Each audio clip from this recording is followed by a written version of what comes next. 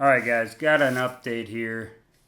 I didn't like how that base for the indicator was riding on the edge in that last video.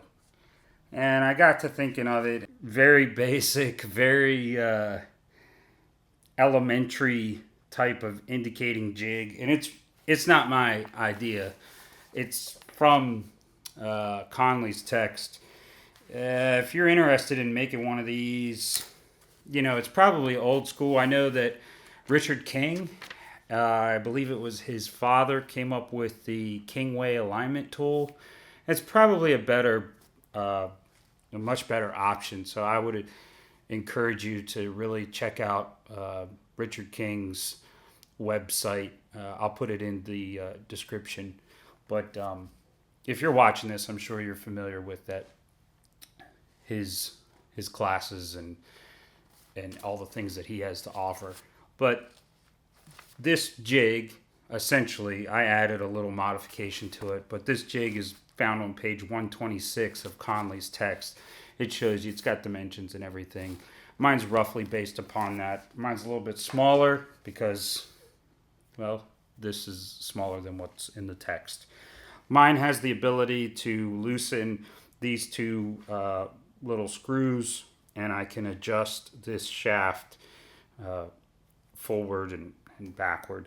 I haven't cleaned it up at all. I literally dunked it in water and I set it right up. So I apologize if it's ugly.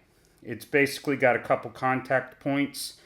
These two bars go around the back and they make contact with the dovetail on this back side.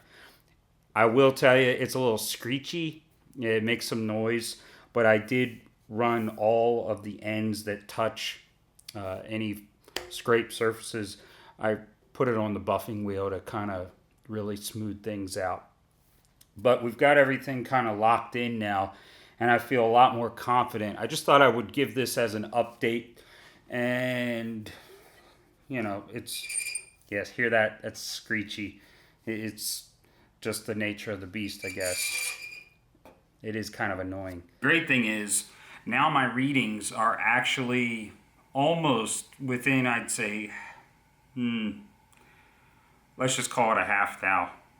I haven't taken my half thou indicator off yet, but the diagram is basically the same for both sides. It gets the job done. It was simple. I just brazed it together. No fuss. Moving on. Anyway, this is just a correction to that previous video. Thanks for watching.